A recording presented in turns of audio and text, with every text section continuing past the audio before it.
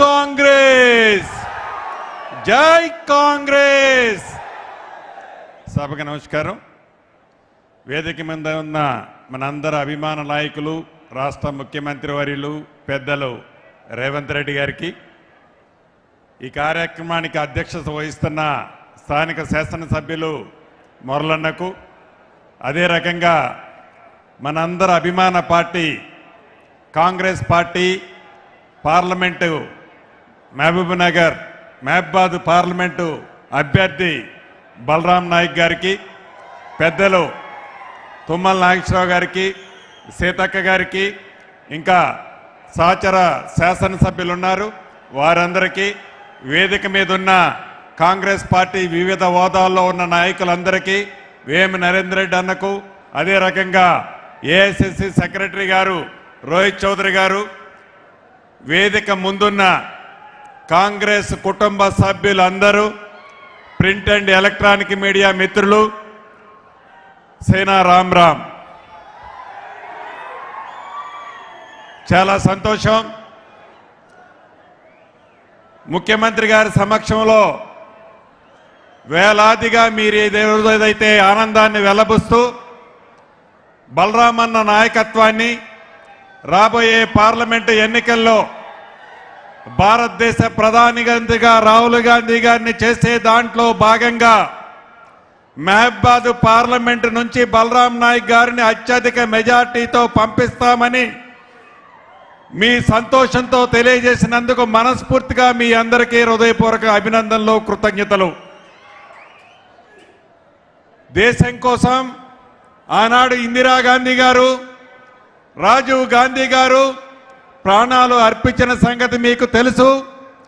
2 సార్లు రాహుల్ గాంధీ గారు ప్రధానమంత్రి అయ్యే అవకాశం వచ్చినా తను ప్రధానమంత్రి కాకుండా మన్మోహన్ సింగ్ గారిని ప్రధానమంత్రిని చేసి ఈ దేశ ప్రజల మనోభావాలను గౌరవించిన మహానుభావుడు రాహుల్ గాంధీ గారు. అటువంటి రాహుల్ గాంధీ గారిని శ్రీమతి ఇందిరాగాంధీ గారి మనవడు, రాజీవ్ గాంధీ గారి, సోనియా గాంధీ గారి కొడుకు రాహుల్ గాంధీ గారిని ప్రధానమంత్రి చేసే దాంట్లో ఈ మహబాద్ పార్లమెంటు ఓటుని, పార్లమెంటు సభ్యుడిని మంచి మెజార్టీతో మీరు ముందుగా గెలిపించాలని కోరుకుంటూ, ఏదైతే గడిచిన 10 సంవత్సరాల్లో ఈ రాష్ట్రానికి ముఖ్యమంత్రిగా పనిచేసిన కల్వకుంట్ల చంద్రశేఖరరావు గారు ఈ మధ్య ఒక మీటింగ్లో చాలా అవాక్కులు చవాకులు పేలుతున్నారు. మన గౌరవ ముఖ్యమంత్రి గారిని లిల్లీ పుట్టుతో సంబోధించి మాట్లాడుతున్నారు. ఈ వేదిక మీద నుంచి వారికి ఒక్కటే తెలియజేస్తున్నాను, ఇది వరంగల్ గడ్డ మీద నుంచి నేను మాట్లాడుతున్నాను. వరంగల్ మిరపకాయ అంటే ఏంటో నీకు తెలుసు, ఈ మిరపకాయ కారం ఎలా ఉంటుందో నీకు తెలుసు. సమయం వచ్చినప్పుడు, సందర్భం వచ్చినప్పుడు ఈ మిరపకాయ ఎక్కడ పెట్టాలో మా నాయకుడు రేవంత్ రెడ్డి గారికి తెలుసు. తప్పకుండా చెప్పకూడు తినే టైము దగ్గరలోనే ఉంది. నోరు అదుపులో పెట్టుకొని మాట్లాడాలని ఈ వేదిక మీద నుంచి ఛాలెంజ్ ఇస్తున్నాను.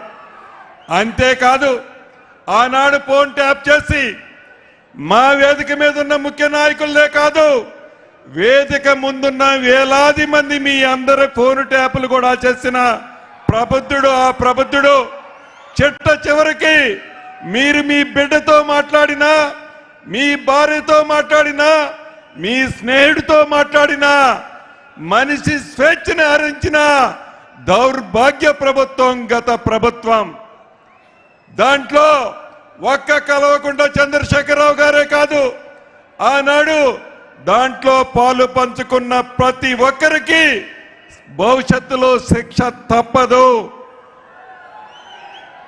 ఏదైతే కేంద్రంలో అధికారంలో ఉన్న జాతీయ పార్టీ అని చెప్పుకుంటున్న బీజేపీ పార్టీ, ఆ పార్టీకి అధ్యక్షుడిగా ఈ రాష్ట్రంలో ఉన్న కిషన్ రెడ్డి గారు నిన్నగాక మొన్న అంటున్నారు, తెలంగాణ రాష్ట్రానికి 10 లక్షల కోట్లు ఇచ్చామంటున్నారు.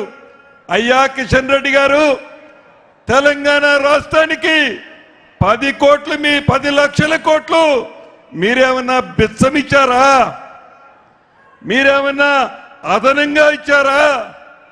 తెలంగాణ రాష్ట్రంలో ఎన్ని లక్షల కోట్లు కేంద్ర ప్రభుత్వానికి శిస్తు రూపంలో కట్టిందో ఒక్కసారి మీరు ఆలోచించండి.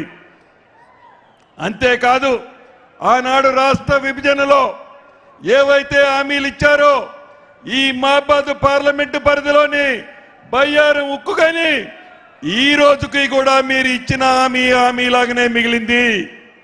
అంతేకాదు వరంగల్లో ఉన్న రైల్వే కోచ్ని ఇస్తామని చెప్పారు, అది అంతే ఉంది. ITIR ఇస్తామన్నారు, అదే అంతే ఉంది. కేంద్రంలో 10 సంవత్సరాలు పరిపాలించిన మీ ప్రభుత్వం, మీరు మంత్రిగా పరిపాలించిన మీ 5 సంవత్సరాల్లో చేసిన కార్యక్రమాలు తెలంగాణ రాష్ట్రానికి ఏంటో మీరు చెప్పండి. 2 చెప్పలేని మీరు తెలంగాణ రాష్ట్రంలో రేపు పార్లమెంట్లో మాకు 10 వస్తాయి 15 వస్తాయి అని చెప్తున్నారు గొప్పలు. మీరు గతంలో మీకు 4 సీట్లు ఉన్నాయి, ఆ 4 సీట్లు మీరు దక్కించుకుంటే నిజంగా మీరు హీరోలే. 4 సీట్లు కూడా మీకు వచ్చే పరిస్థితి లేదు. తెలంగాణ ప్రజలు ఇందిరమ్మ రాజ్యాన్ని, ఇందిరమ్మ పరిపాలనని పెద్దలు ముఖ్యమంత్రి గారు రేవంత్ రెడ్డి గారి నాయకత్వంలో చల్లగా ఉన్నారు. 6 గ్యారెంటీల్లో 5 గ్యారెంటీలు ఇప్పటికే ఈ ప్రభుత్వం ఇచ్చింది. భవిష్యత్తులో వచ్చే ఎన్నికల్లో తప్పకుండా మీ అమూల్యమైన ఓటు హస్తం గుర్తు మీదకి వేయాల్సిన అవసరం ఉంది. ఇంకొక విషయం చెప్పి ముగిస్తాను. గత ముఖ్యమంత్రి కల్వకుంట్ల చంద్రశేఖరరావు గారు అంటున్నారు 20 మంది ఎమ్మెల్యేలు కాంగ్రెస్ పార్టీలో ఉన్నాళ్ళు మాకు టచ్లో ఉన్నారని చెప్తున్నారు. కాంగ్రెస్ పార్టీలో ఉన్న మంత్రులు మాకు టచ్లో ఉన్నారని ఏది హాల్లో కూర్చొని పోరంబోకులు మాటలు మాట్లాడుకుంటూ కాంగ్రెస్ పార్టీలో ఉన్న ముఖ్యమంత్రి గారట బీజేపీలోకి పోతారట, శ్రీనివాసరెడ్డి గారట బీఆర్ఎస్ పార్టీలోకి పోతాడట. సిగ్గుండాలు మాట్లాడటానికి. ఏమి నమ్మి నీ దగ్గర ఏమి విశ్వసనీయత ఉన్నదని నీ పార్టీలోకి వస్తారో ఒక్కసారి నువ్వు ఆలోచించుకోవాల్సిన అవసరం ఉందని ఈ వేదిక మీద నుంచి కల్వకుంట్ల చంద్రశేఖరరావు గారికి తెలుపుతూ, అదే రకంగా బీజేపీ పార్టీ కూడా గడిచిన 10 సంవత్సరాల్లో తెలంగాణని అన్ని రకాలుగా విస్మరించింది. ఏ ప్రాజెక్టుకి, ఏ నీటిపారుదల ప్రాజెక్టుకి కూడా ₹1 ఆ ప్రభుత్వానికి, ఏ పార్టీగా ఉన్న బీజేపీ పార్టీకి, బి పార్టీగా ఉన్న బీఆర్ఎస్ పార్టీని 2 పార్టీలని చిత్తుగా ఓడించి అత్యధిక ఓట్లతో మన బలరామన్నని మంచి మెజార్టీతో గెలిపించాలని కోరుకుంటూ జై కాంగ్రెస్.